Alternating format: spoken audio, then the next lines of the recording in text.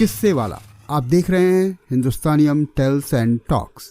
किस्से वाला लाया है दास्तान हिंदुस्तान और किस्सा दुनिया जहां। तो महान लेखक यशपाल की कथा पीर की मजार प्रस्तुत है।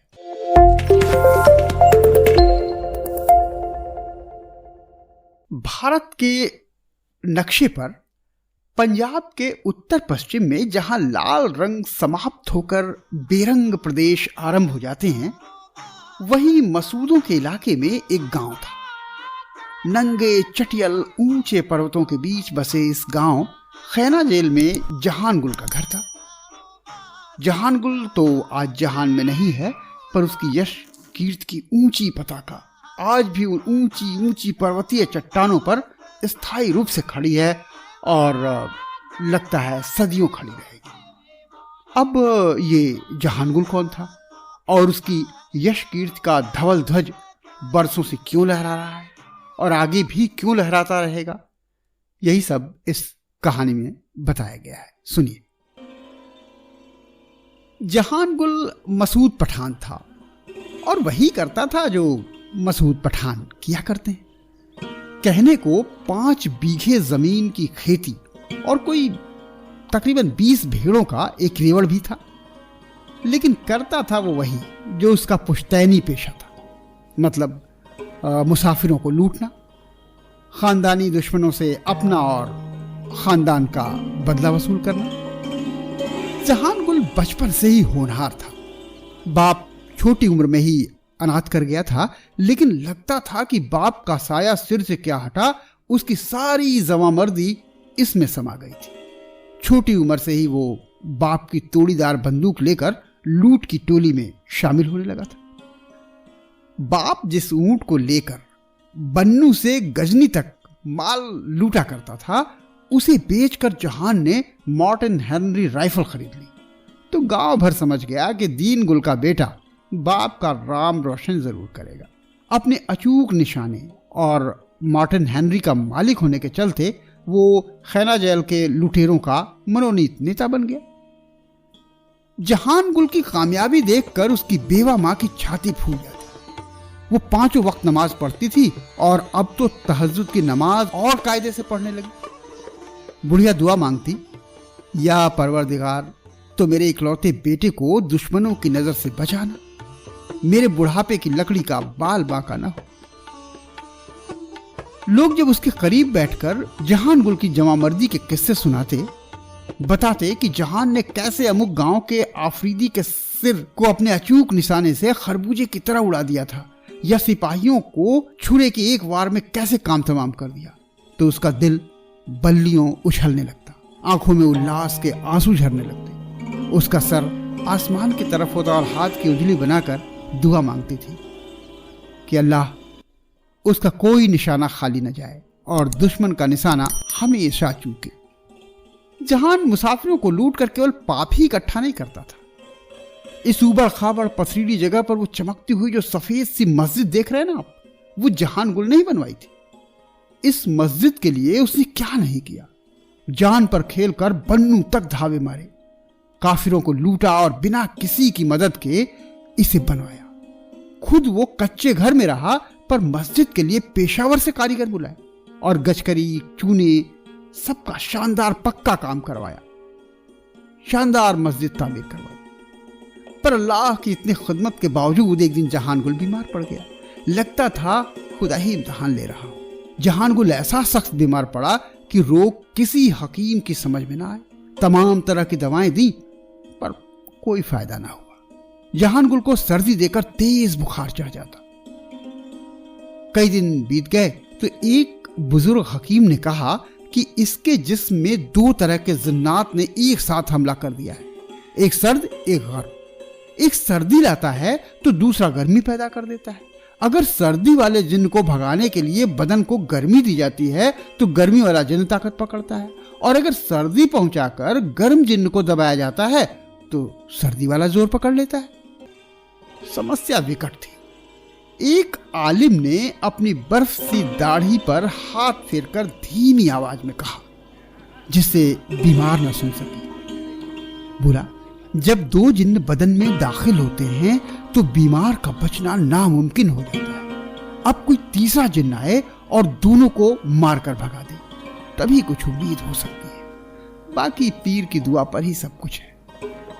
हकीम साहब ने फरमाया, उनके गांव में जो बेरी वाले पीर हैं उनकी मनौती करके और बन्नू के फिरंगी अस्पताल की कड़वी दवा अगर दी जाए तो फायदे की पूरी उम्मीद हो सकती है।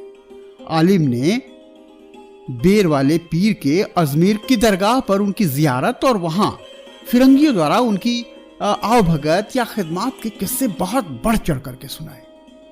जहान गुल की मां गिरती पड़ती चट्टानों पर रेंग रेंग कर काना खेल के बेरी वाले पीर की दरगाह पर जाकर बेरी के सूखे पेड़ की डाल में मनौती का धागा बांध आई और फिर बन्नू के फिरंगी अस्पताल से कड़वा पानी लाकर भी बेटे को पिलाया।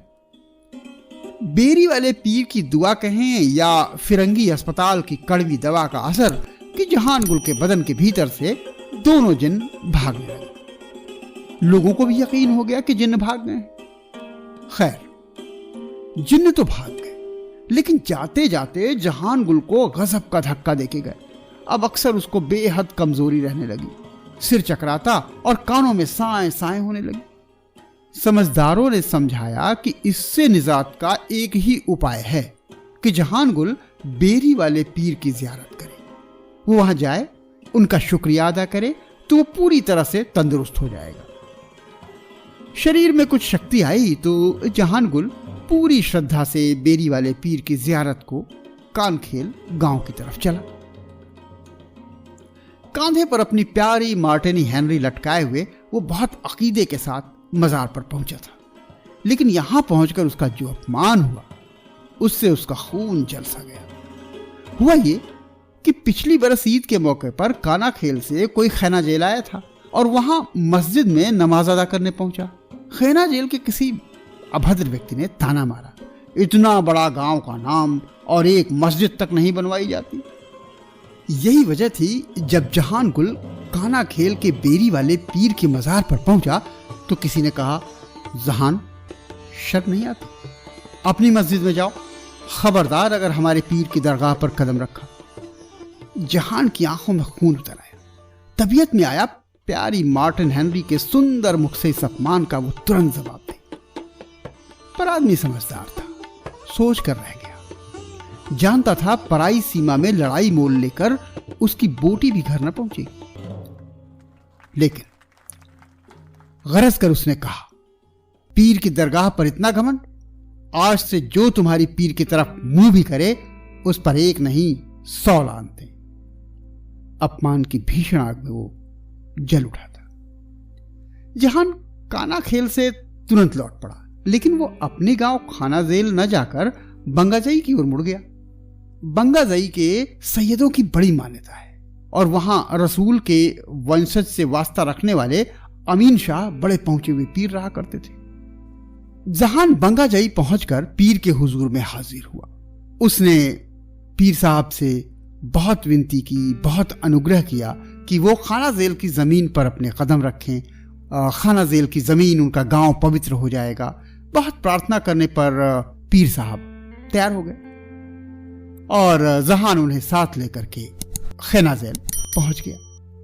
खैना जेल में पीर शाह की बड़ी आवभगत हुई, बहुत खिदमत हुई, खूब मौलूद हुए। कई दिनों तक हलवे, मांडे और गोश्त, नान खाए खिलाए गए। पीर शाह को खूब सारा भेंट चढ़ावा मिला। उन्होंने खूब दुआएं भी दी। जहान गुल पूरी श्रद्धा भक्ति के साथ पीर शाह को भेंट के माल असबाब के साथ घोड़े पर सवार करा करके वापस करने चला।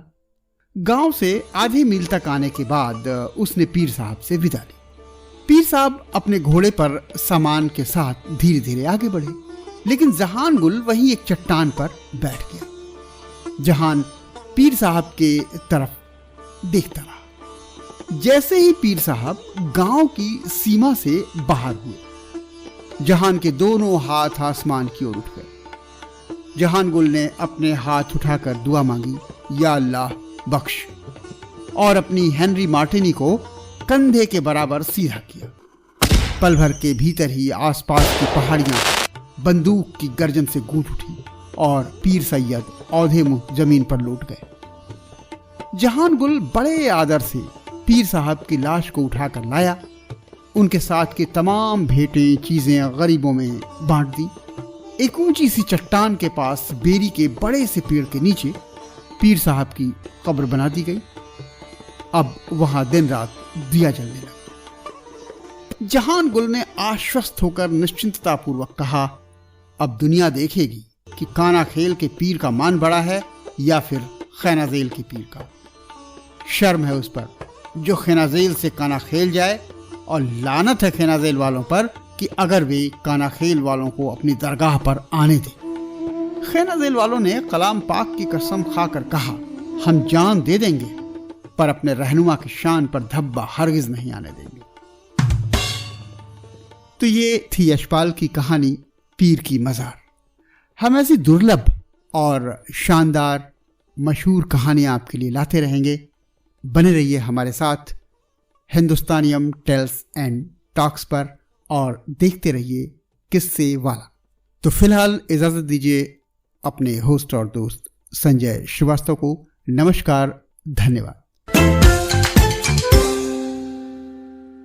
किस्से वाला। किस्से कभी खत्म नहीं होते, जीवन कहानियों की नाव पर चलता है। किस्से वाला फिर मिलेगा एक नई कहानी के साथ। देखते रहिए हिंदुस्तानियम टेल्स एंड टॉक्स। किस्सा पसंद आया तो कमेंट में बताइए, लाइक करके जाइए।